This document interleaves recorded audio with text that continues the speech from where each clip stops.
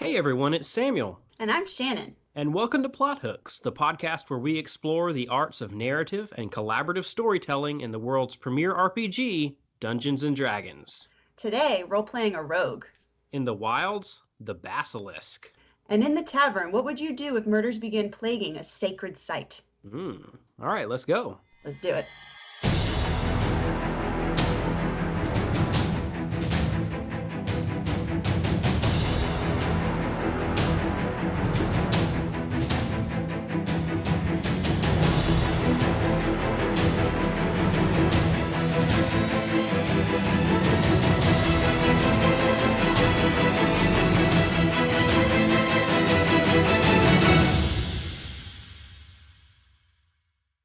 Thanks very much for joining us, Shannon.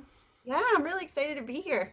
Excited to talk about rogues and role-playing Yeah. a rogue. Yes, I'm so excited to talk about Scarlet. I love her so much, as anybody on Twitter knows. Yes, exactly. Well, we are going to talk about role-playing a rogue with Shannon. She does play Scarlet, a Lava Genasi rogue on the actual play stream Advantage in Paradise. If you want to tell us, before we get into everything, a little bit about yourself in the stream and where people can find you. Yeah, absolutely. So I play Scarlet on Advantage in Paradise. We play every Monday night at 7 p.m. Eastern on Twitch, and you spell our name Paradice with a C, no spaces. It's a pun. We thought it was funny. So we have that on Mondays. On Sunday nights, Tim and I host the Tim and Shannon Power Hour, where we talk about the stream, we speculate on where we're going to go, and we also try and bring in as many cool people in the D&D community as we can. So that's been a lot of fun talking to different creators and artists, and Mm-hmm. it's amazing. I can't wait to see what that how many people we can bring on for that. We have a Discord, we have Instagram, we're on Twitter, and we have our first partner with Talon and Claw, which is super awesome. Awesome. And yeah, that's us. Oh, we're on podcast locations too. Oh, and YouTube. My God, I forgot a lot of things. So yeah, No, so that's good. we're almost all caught up with all of our recent stuff on both of those things. And if there's a podcast location that you don't find us on, let us know and we'll get there. Sure.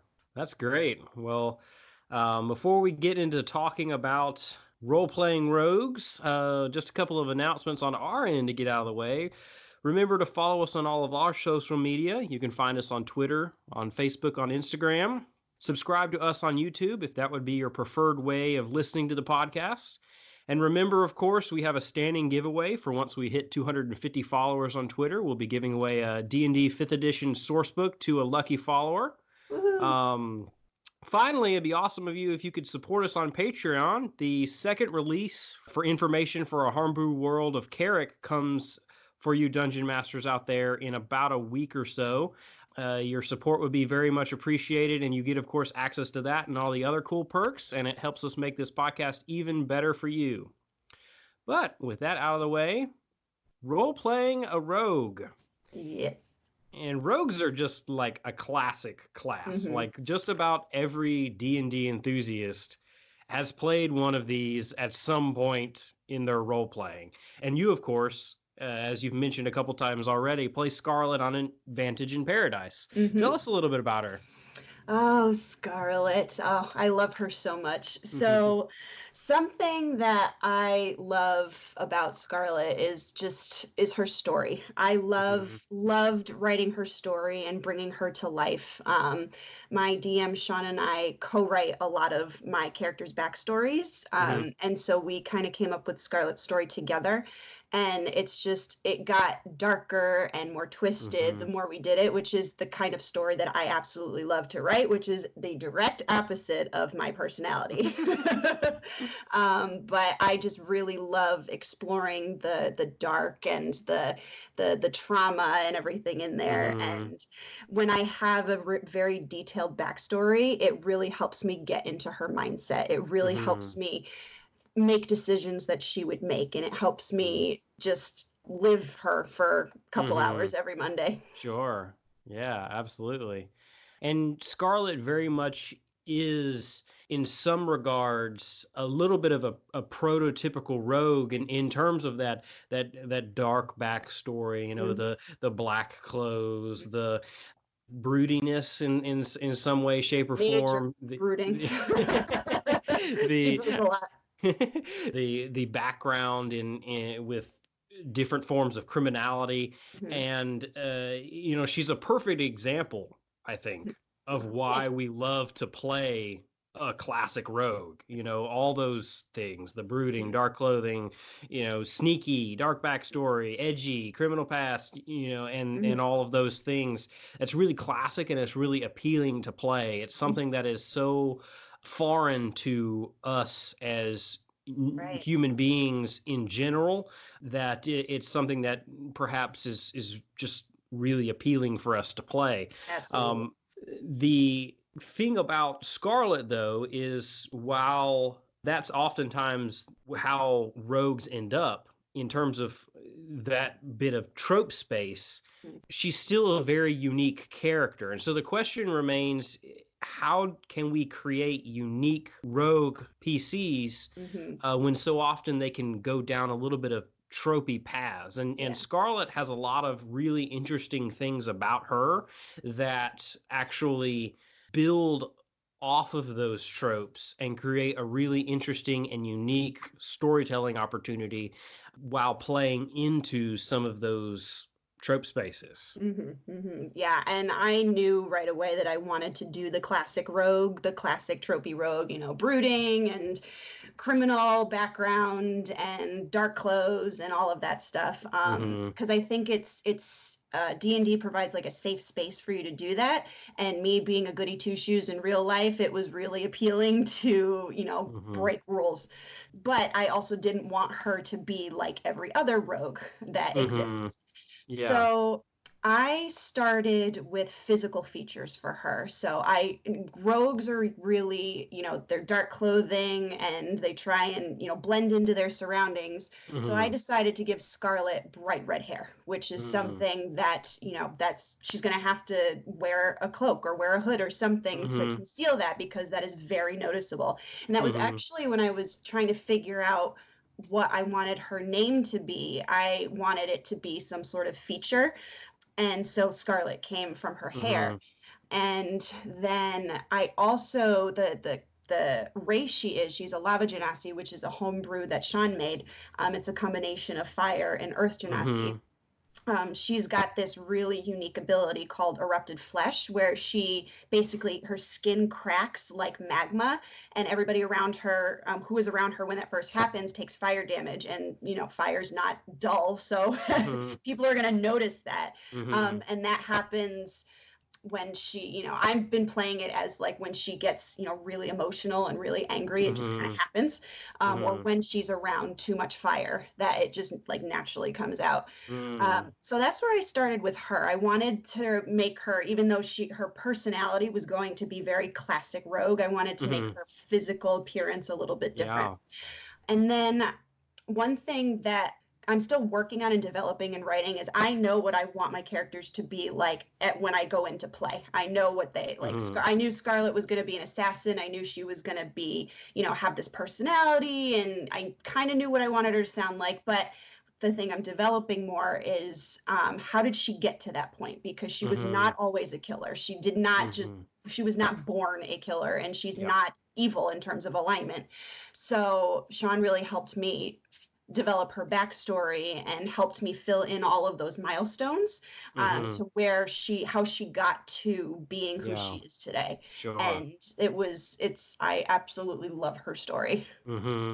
Yeah, and doing all of that legwork is really key for creating unique rogues and unique character concepts in general, but Hmm. especially the rogue, which can end up so tropey Yeah. in some ways.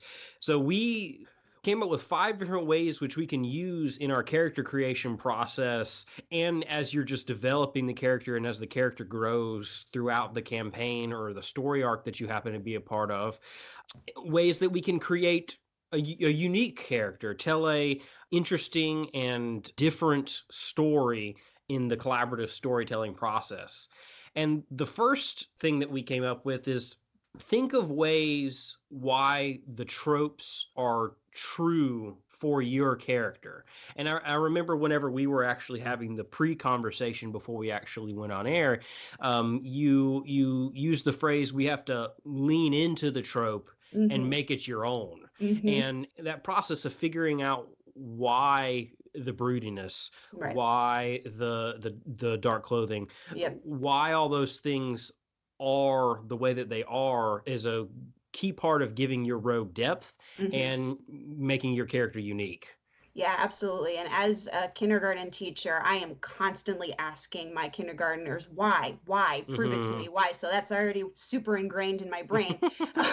um, so, yeah, when you're thinking about your character, a rogue in particular, just why are they brooding? Why do they feel the need to wear dark clothing? Why did they have to participate in a criminal Mm-hmm. organization if that's the background we want to go to? Mm-hmm. Yeah, and I know as you mentioned, and as things are coming out on stream and stuff about Scarlet, that's an interesting aspect to uncover throughout the campaign as well, because usually, since you're starting out, even if you're at level 1, you're in a class of a rogue, so you're Hmm. starting out already sort of in that place.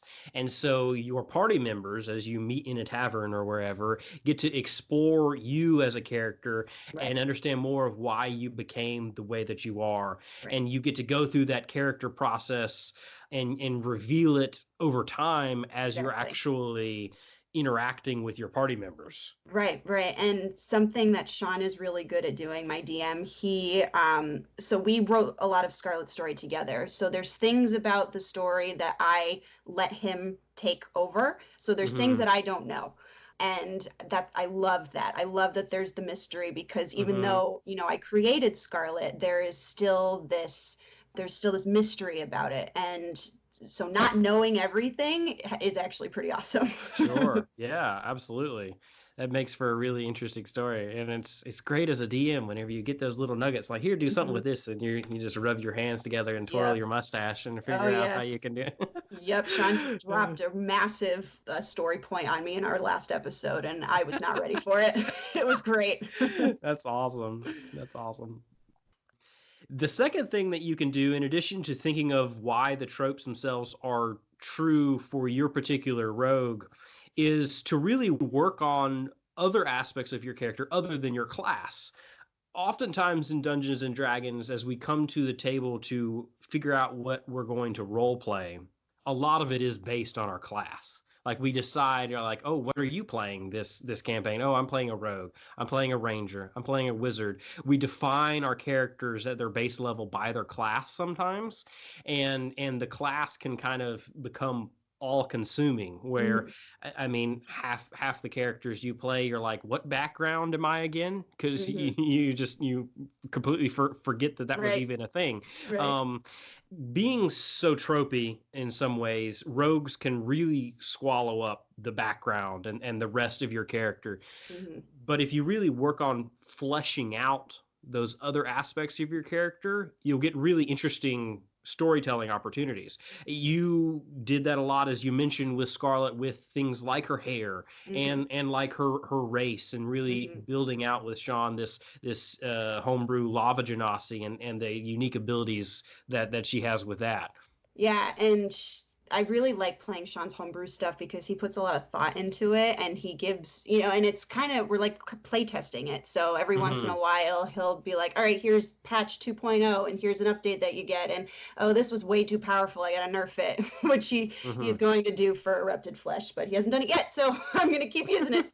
Um, yes. And I just thought the lava genasi and the theme of fire was really Mm-hmm. something fun to play with because I call her my fireball. I describe her Mm-hmm. temper as fiery, and Mm-hmm. just using all of that language is really, really, brings her to life even more. Mm-hmm. Uh, Yeah.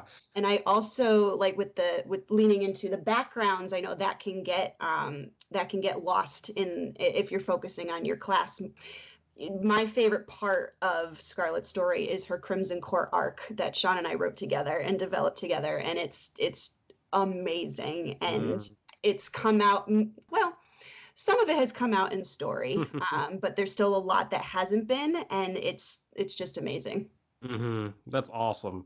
And speaking of that backstory, the third way that you can really build in-depth rogues is whenever you're building out that typical dark backstory, really build out the evil side that hurts you. Build out why your backstory is dark, and not just that you got hurt, not just that you got robbed and left in a ditch somewhere, but build out with your DM, or just let your DM actually do it themselves if you don't want to know. Build out the enemy that was at fault. Hmm. Build out that background, which gives you a reason for all of these things. You Yes. actually have a concrete force that you're going against. You actually have an enemy. You actually Hmm. have an organization, or Hmm. or what have you in the past that is actually at fault for Hmm. these dark backstories Right. that your character is based on, and that adds a whole new area of depth, and it also gives you the benefit of having those story points that Hmm. DMs can just drop in the lap of your character, because there's like an ever present quest in the background which can Right. just be called upon at any moment. Right, right. And it's so satisfying when it does get called upon, Yes. especially if it hasn't happened for a while. And Sean is really good at just being like, you know what, we haven't had a Scarlet Scare in a while. Here.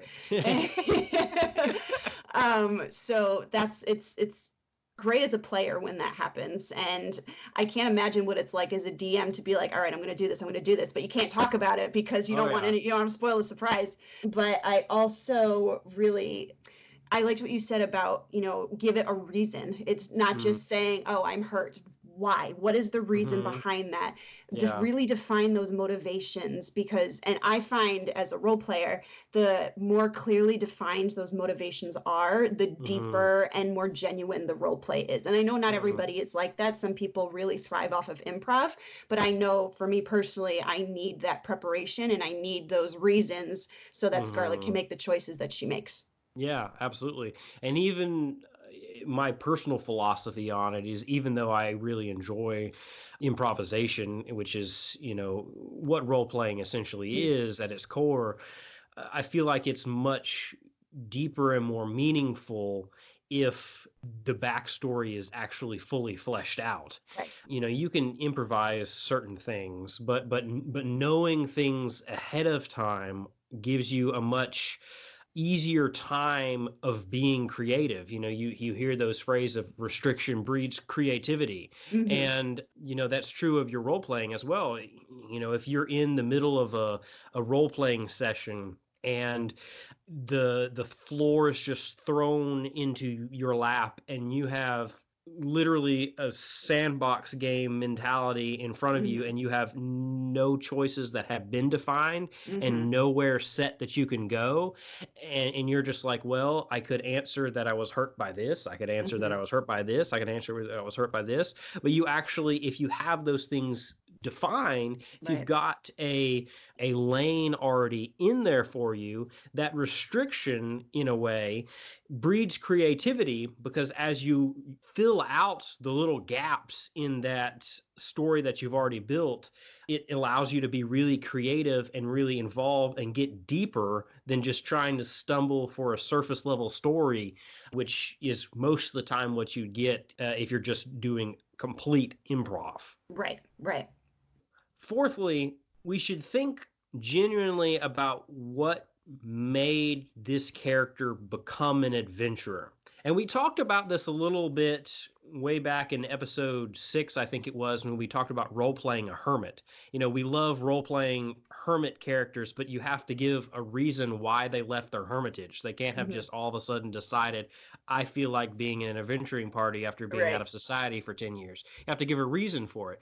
And I think that applies to rogues as well. You obviously Absolutely. gain these roguish skills somewhere. You learn how to sneak attack, you learn how to Hmm. hide, you learn all these interesting things, whether it be the criminal organization trope, or otherwise. But you didn't gain these skills in your party. Right. So where did you gain them, and what made you leave that Hmm. to join the party that you're now in? Hmm. You have to flesh that out and figure out the reason for that, and that will really aid in your role playing and building just a unique rogue character. Yeah, absolutely. And there's so many opportunities for rich story points in all of that. So for Mm, Scarlett's, it's kind of twofold because the reason she left home at all is because her brother was taken by this organization called the Highland Syndicate, and that is literally all she knows about that. mm, And she's been traveling for years and years and years, about it's about 10 years at this point, looking for wow. him, and she has basically nothing to go on, and so that adds to her temper and Hmm. her frustration. But where she learned how to be an assassin was with the Crimson Court, which is the criminal organization that she joined. Hmm. And there's pieces of her story with her brother that are intertwined there, and I don't remember exactly what I've already revealed, so I'm not going to say anything more than that. That's all um, right. but it's all connected in some way. So they trained her how to be an assassin because for reasons, and then there was a very distinct and defining reason why she left. And Hmm. that has not been revealed yet. It's been teased a little bit, but it hasn't been revealed in story yet. But I know in my mind, and Sean knows too, because he helps me write it, what that moment is. And Hmm. it's a very clear break from the Crimson Hmm. Court. Yeah. But it's coming back to haunt her because, as he said in one of our sessions, no one ever really leaves the court. Hmm. So I love the mystery of it, but I also Hmm. love the theme of, somebody being after you, or like the danger of that. And, what are you going to do to get away from all of that? Like Yeah. that really drives Scarlet as well. Awesome storytelling opportunities. And Oh, that's, for sure. not only do you have such a wonderful opportunity to reveal those plot points as your campaign goes on, but you also have really interesting early interactions with your party as you're actually getting together with the people that will be adventuring with you, Right. and thinking about that and creating those opportunities actually gives you really interesting storytelling points as you're beginning your campaign. Yeah. It's not just something that has to wait until it's revealed after 20 sessions. It's Right. something that can be part of your role playing and the interactions that you have with your party members early on in your campaign. And it can just Hmm. really make for interesting stories. Finally, the last way that you can create really interesting and unique rogues is, I think, to play up their abilities. And this is something I like to do across classes. I love what, like Liam O'Brien does on Critical Role with describing the actions that he takes Yep. for his wizard, Caleb Widogast. Yep. But doing that for your rogue can really add an interesting dynamic and make even different rogues that you yourself might play, if you play multiple rogues over your role Hmm. playing career, make it feel different from each other. How Yeah. does your rogue sneak attack? Like what do they do? Do they uh what part of the body do they go for? What's the go-to maneuver they use when they're trying to use their uncanny dodge or evasion features? How do you utilize thieves can't? Hmm. All these abilities that you get as a rogue, think about how you do it.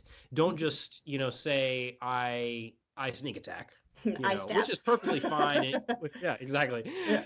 I mean, that's perfectly fine in shorthand. Yep. It's, but whenever you're actually looking for those interesting moments and you're actually looking to build the characters, even if every time as you're role playing you don't describe exactly what is happening, Right. you know in your head what you're doing, Right. and that can create a really interesting and unique feel based off of just exactly how you're carrying out these abilities that you have. Yeah, and I'm actually very, very, very inspired by Liam O'Brien. Mm. He is my muse. Vax, Liam O'Brien's rogue, Hmm. from campaign one, was a big inspiration for Scarlet. I just loved the way that he his role play style is very Mm-hmm. much what I aspire for. I love the Sure. way he gets, the physical acting, and Sean and I have talked about this a lot. The way that you hold your body for a character Mm-hmm. really helps you get into it. So for Oh Scarlet, yeah. I do a lot of like side eye. I do a lot of like one eyebrow raised. Mm-hmm. I do a lot of like turning my head to the side and a lot of like huffy arms crossed, Mm-hmm. eye rolling when she's frustrated. And that really keeps the emotion alive. Like our Sure. last episode that we did, Scarlett's temper was just boiling, and Shannon's temper was actually boiling because it was amazing. Like I actually felt angry playing in this scenario where Scarlett is furious, and a lot of it had to do with with the physical movement of my body. Mm-hmm. So that's been a really helpful tool for me that I learned from Sean and from watching Liam play, Yeah. um, which has been just awesome. Yeah, I think I notice it most with Caleb and the way that he carries himself with such Yes. slumped shoulders all the Yeah. time. I love Caleb. He's my He favorite. has he has such a sullen look on his face at all Yep. times, Yep. and it really adds to the Hmm. character. You watch Yes. his he doesn't break character very much. No, He doesn't. stays in the moment, and he uses it to really refine his role playing. And I love Um, that he, describes his actions with his accent, with his Zemnian hmm accent. He never uses his talking voice unless he's, asking a mechanical question, but yeah. he's always in character. And I'm not quite at that point yet where I have Scarlett's voice, for the entire time, but, I think that's another really great way to stay in character, just hmm keeping the voice. Yeah, absolutely. Is there anything for Scarlett that you use, like that you thought about in terms of like her favorite maneuvers or ways that you do those types of maneuvers? Obviously she loves to use erupting flesh, but like, Yes, she do did. you have any specific things that you've thought about where like what she goes for whenever she tries to make an attack, or exactly how she utilizes her abilities in that way? Yeah, so I got a couple answers for that. So whenever she gets the kill shot, it's always the hmm throat. It is Mm. always slit in the throat, because that was her signature move as part hmm of the court. So that's what she does. And then, the second thing that Scarlett really plays into is actually her voice. And Mm. I remember trying to decide what kind of voice I wanted to do for Scarlett, and I actually really loved, the way Laura Bailey did Vex. So I love those twins. hmm I loved how deep and kind of sultry it was, and one of my very first D&D character has a British accent. So I was like, but I don't want Scarlett to sound exactly like she does, my other character hmm does.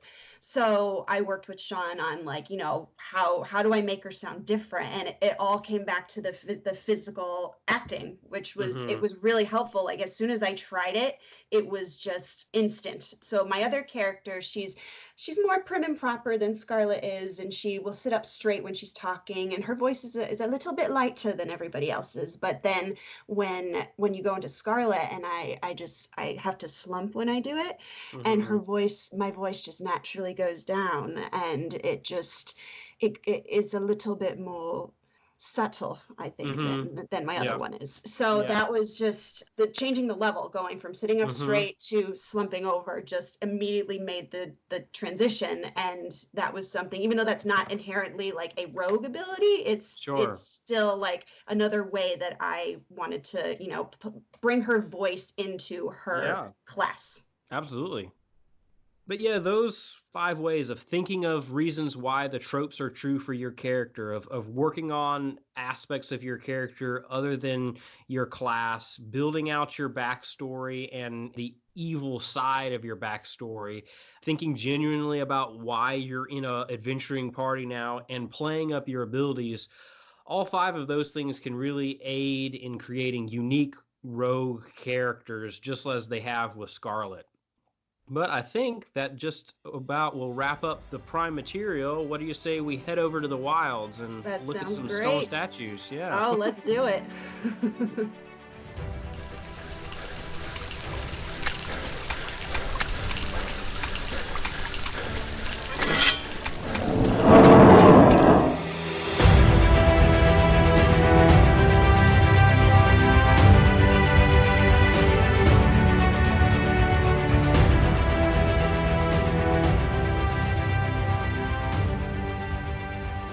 All right, we're out here in the wilderness.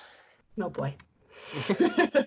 I think that's the correct response to today's monster, the basilisk. Yep. You can find these guys on page 24 of the monster manual.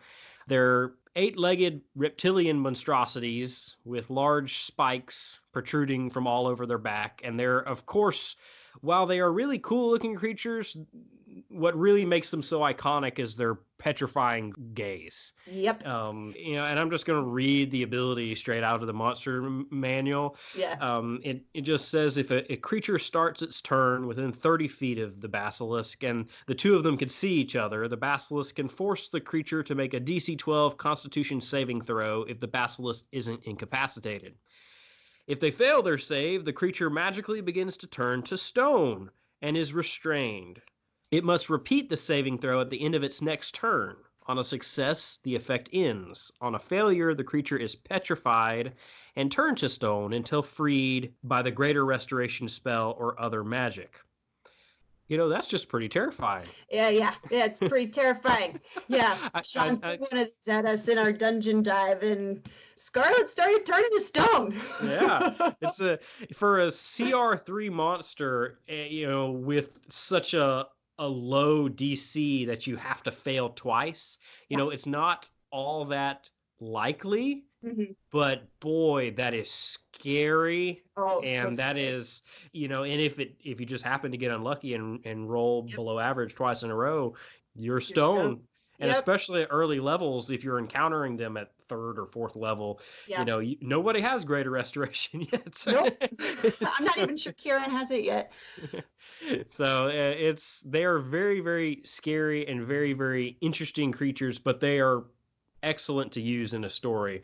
They're just, as you experienced with Scarlet, they make really great combat encounters. They do. They're just about any creature that can take pieces on or off the board creates a really interesting play space for an encounter.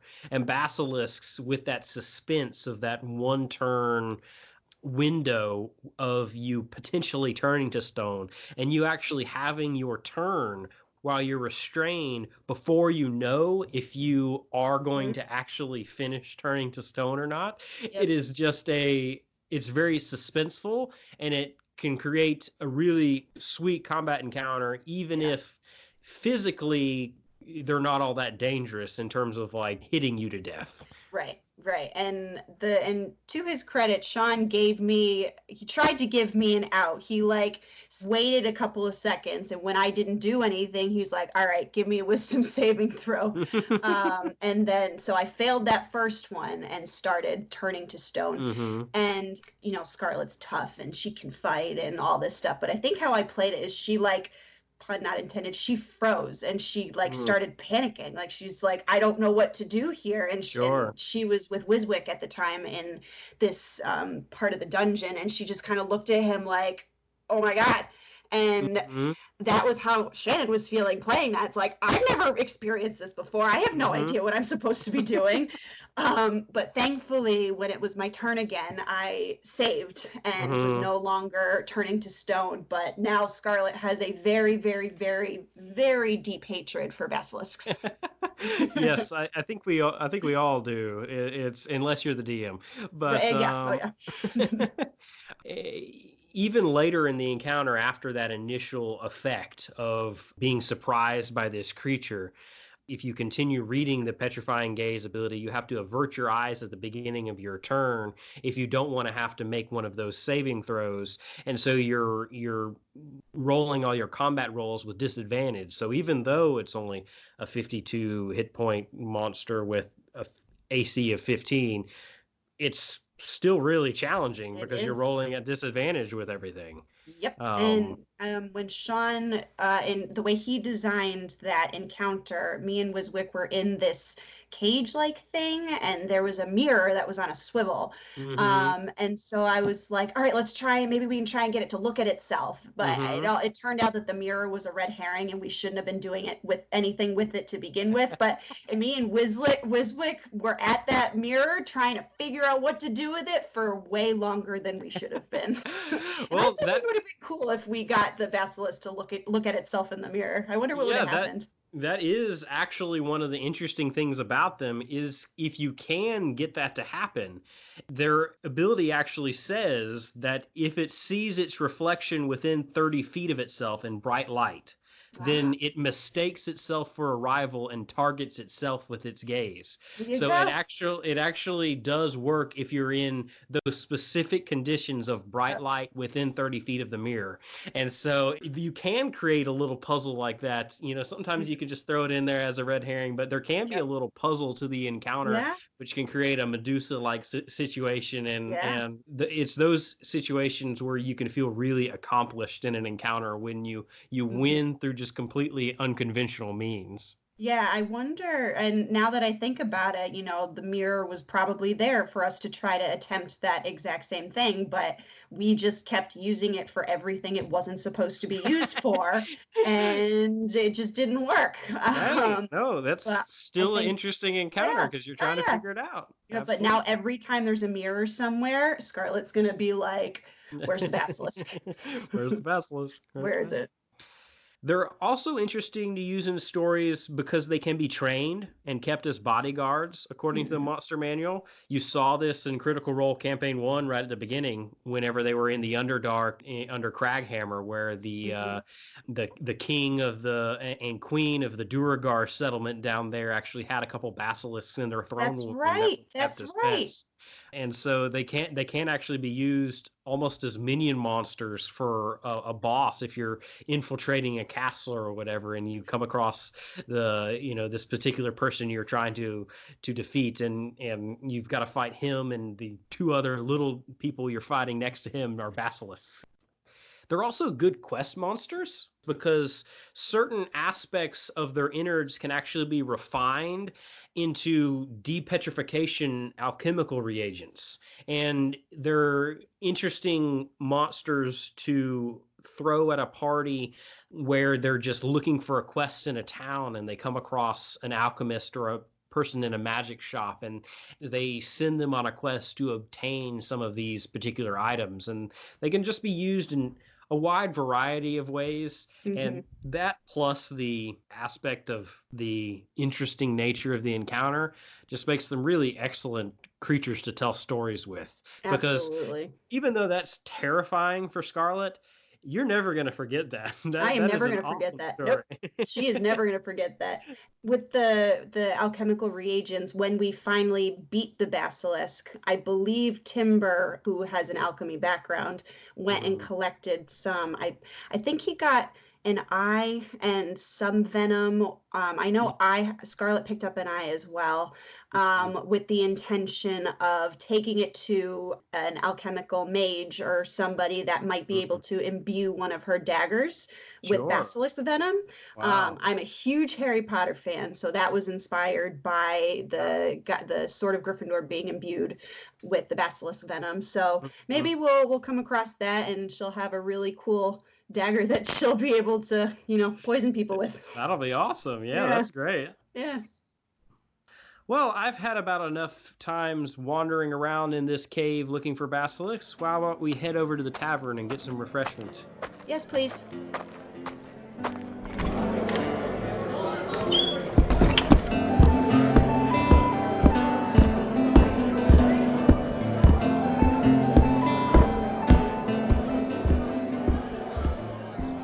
All right, we're away from those nasty basilisks, and Phew, I'm pretty sure that we're safe here in this tavern. I hope so.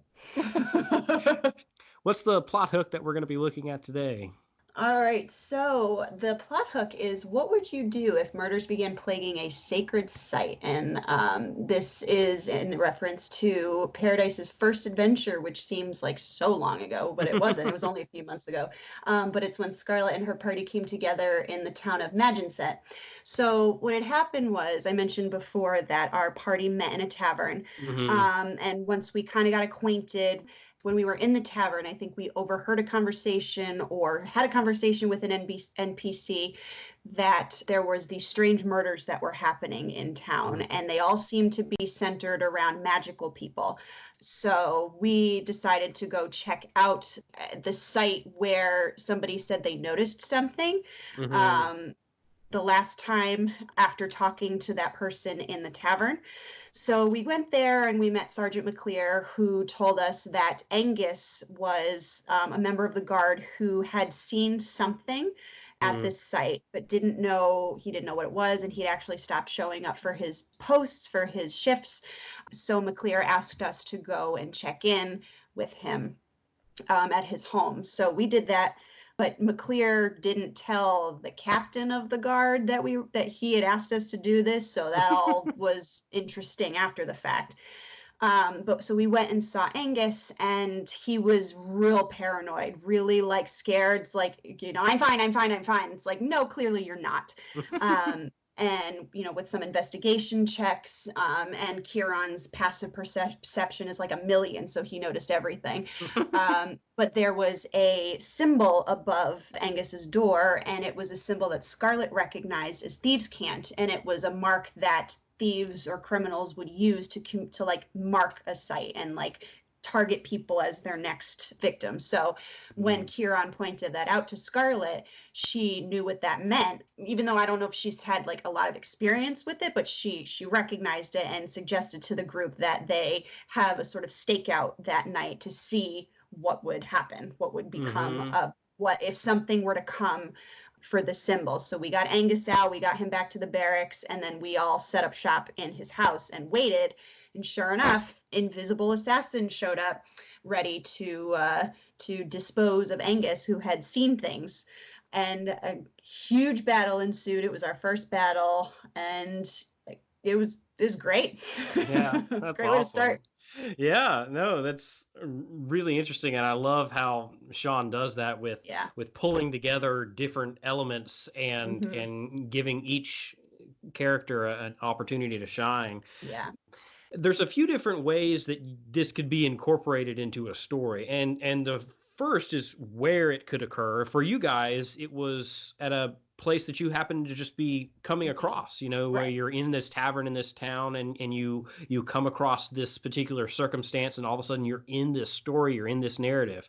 And it can be something that's quick and short, like coming across a necromancer at one of those shrines when you're playing Elder Scrolls 5 Hmm. Skyrim, Hmm. whenever you just come across a standing stone and there's just a necromancer there working on chickens, like one of them is.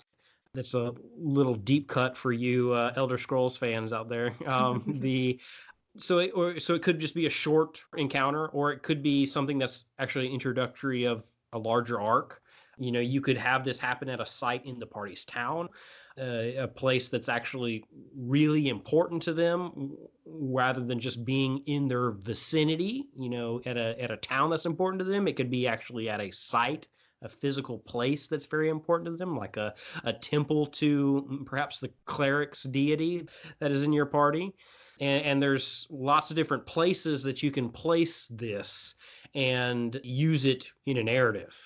There could be different reasons why it would happen, and obviously for you guys, it was a really interesting introductory to your campaign with how it was Hmm. used. It could be people who are seeking to assassinate certain people affiliated with certain organizations. It could Hmm. be people just against what the shrine stands for, like servants of a different deity or an evil deity, someone who's framing the priests at this sacred site for something. Hmm. You've always got the fallback of some sort of an evil demonic cult going Hmm. on. There's lots of different ways that you could incorporate this into a story where you've all of a sudden got murders happening at a particular location, a particular sacred site. Yeah, and for us, it turned out to be a cult, a druidic cult. Mm. It was an archdruid who was corrupted by the Pallid King. And then there was this mask that he was wearing, and he was essentially sacrificing people to this Pallid King, to this god. And we stopped him, and Mm-hmm. because the archdruid had such good reputation with the town, because he was, a very high standing Mm-hmm. person in the town. So when the captain of the guard found out about us involved with this and what we knew about it, he was just completely shocked and did not want us to be spreading that because the archdruid was well known and I Yeah. think well respected in Mm-hmm. Set. And then eventually it all spilled out and there were more assassination attempts, but we ultimately were able to subdue him and he's no longer with us. And the town got taken over by a general from a bigger city in the Quintarchy because he didn't think the Lord of Set was doing a good enough job managing his town because he let this happen. He let this Mm. go on for so Mm-hmm. long without Yeah. doing anything or didn't do enough good enough job investigating. Yeah. Yeah, and that's one of the just really awesome flexible parts about this particular plot hook and plot hooks like it, because it could have been just a short encounter where you discovered this and Mm-hmm. you dealt with it and the story's over and you're on Right. to the next town and whatever particular story you want to tell. In your Right. case, it was a whole involved story which had ramifications which impacted the world still to this day. And now, leadership was deposed and respected figures were felled. It's really flexible and it provides a lot of opportunities for dungeon masters and player characters to collaboratively tell whichever story they want to tell at that Right. particular moment. Yep. Right. Well, I think that just about might wrap up this episode of Plot Hooks. Thanks very much for joining us today, Shannon. Yeah, thank you so much for having me. It was so great to talk about rogues and about my lovely fireball. Yeah. If you want to shout out where people can find you on the webs so Yeah, people can connect with you if they want. absolutely. I am all over Twitter at sroby25. That's also my Instagram handle. I'm on our Paradice's Discord. You can Mm-hmm. follow Paradise as well on Instagram and Twitter. Paradice RPG, no spaces. And remember that C, otherwise it won't be us. Well, thank you very much again, and thanks for listening, all you out there, from me, Samuel, and the rest of our Plot Hooks team, Matt, Mike, Steve, Dave, Zach, Becca, and of course, podcast Pupper Ellie. We'll see you all again next week for our next episode of Plot Hooks.